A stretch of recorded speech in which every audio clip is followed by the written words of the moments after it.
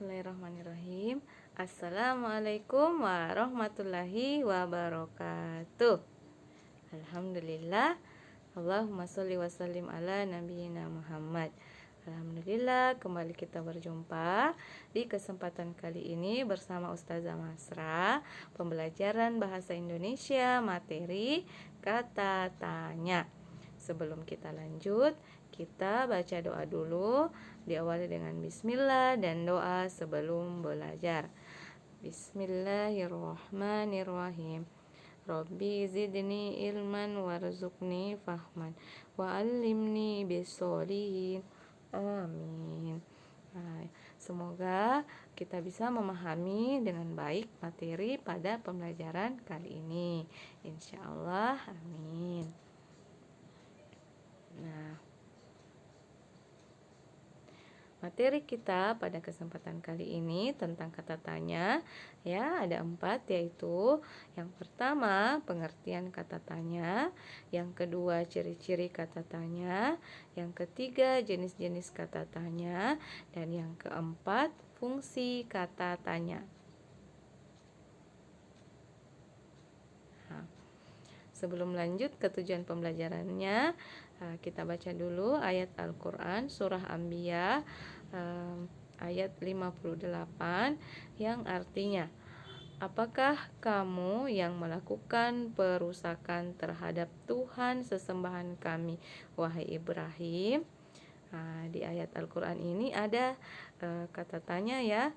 Jadi apakah kamu yang melakukan perusakan terhadap Tuhan sesembahan kami, wahai Ibrahim?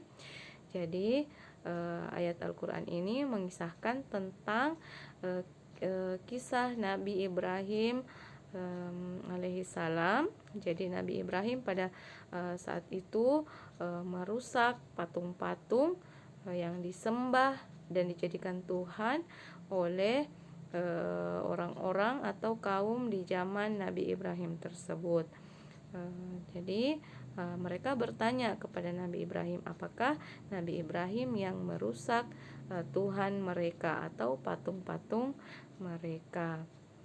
Semoga kita sampai akhir hayat kita, ya, tetap menyembah kepada Allah, ya, tetap beriman dan bertakwa hanya kepada Allah. Nah, tujuan pembelajaran kita adalah setelah mempelajari materi ini, kita mampu menjelaskan apa pengertian kata tanya. Yang kedua, kita mampu menjelaskan fungsi kata tanya.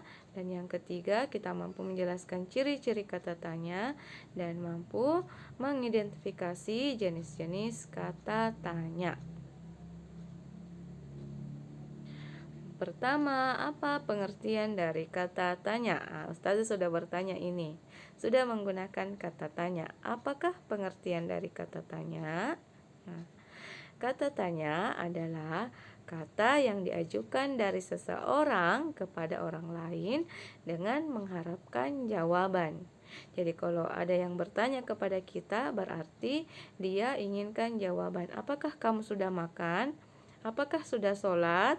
Jawabannya iya, sudah sholat atau belum sholat.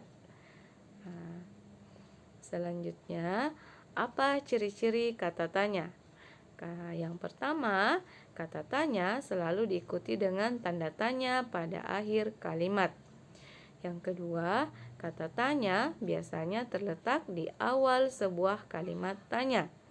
Dan yang ketiga, kata tanya seringkali diikuti atau ditambahkan dengan imbuhan atau sufiks kah, seperti apakah, siapakah, di manakah, kapankah, dan lain sebagainya. Nah, jenis-jenis kata tanya. Jadi ada berapa jenis ini? Nah, Ustazah bertanya lagi, berarti pakai kata tanya lagi. Berapa, ya? Jadi jawabannya ada 7 jenis kata tanya. Ada yang pertama apa, yang kedua siapa, yang ketiga di mana, yang keempat kapan, yang kelima mengapa, yang keenam bagaimana, dan yang ketujuh berapa. Jadi ada 7 jenis-jenis kata tanya. Nah, dicontohkan ya. Di gambar ini kita bisa membuat pertanyaan. Yang pertama misalnya, siapa yang sedang bermain di halaman sekolah? Yang kedua, di mana mereka makan? Yang ketiga, berapa siswa yang terdapat dalam gambar?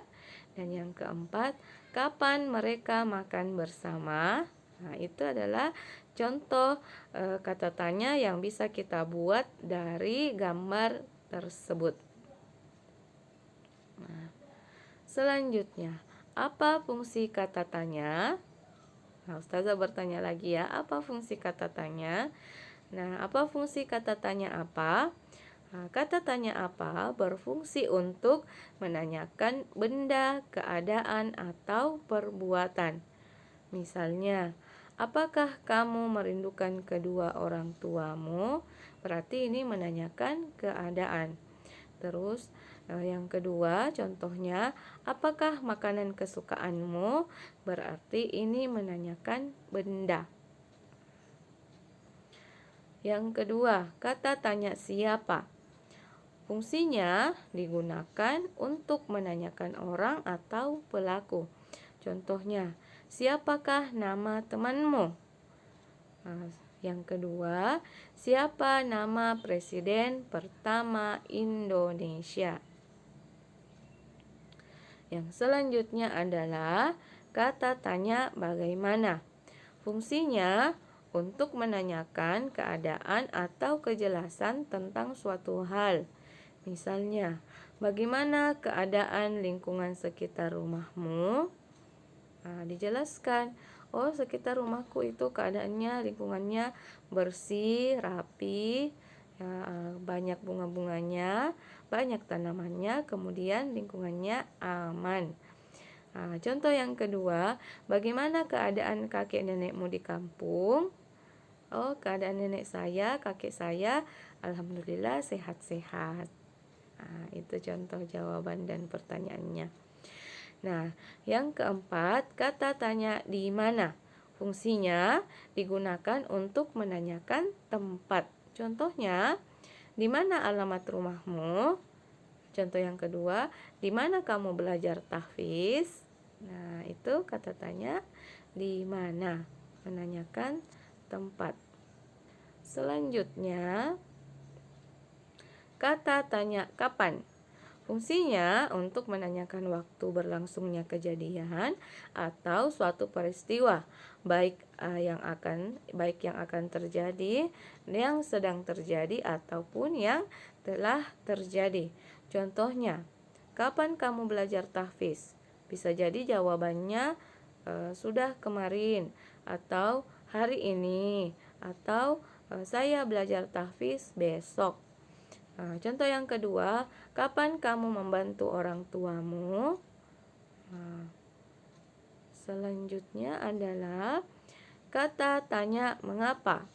Fungsinya digunakan untuk menanyakan suatu alasan. Contohnya, mengapa tangan di atas lebih baik daripada tangan di bawah? Maksudnya, mengapa kita memberikan atau bersedekah kepada orang lebih baik daripada kita menerima pemberian dari orang atau sedekah dari orang lain? Nah, contoh yang kedua, mengapa kita harus berbakti kepada kedua orang tua? Dijelaskan alasannya mengapa kita berbakti kepada kedua orang tua. Nah, yang ketujuh atau bagian G adalah kata tanya berapa.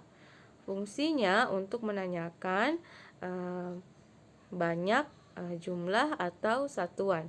Contoh, berapa juz Al-Quran yang sudah kamu hafal? Misalnya, alhamdulillah, jawabannya ya, misalnya, alhamdulillah, saya sudah hafal 30 juz. Atau, saya sudah hafal 28 juz. Itu jawabannya ya. Nah, contoh selanjutnya adalah, berapakah umur kedua orang tuamu? Nah, Alhamdulillah. Nah, demikianlah materi yang Ustazah sampaikan pada kesempatan kali ini. Semoga bisa dipahami dengan baik, dengan mudah oleh Ananda dan diridhoi oleh Allah sehingga bernilai ibadah di sisinya. Amin. Syukron atas perhatian Ananda soleh wa soleha. Tetap semangat belajar di rumah. Sampai jumpa di kesempatan selanjutnya. Assalamualaikum warahmatullahi wabarakatuh.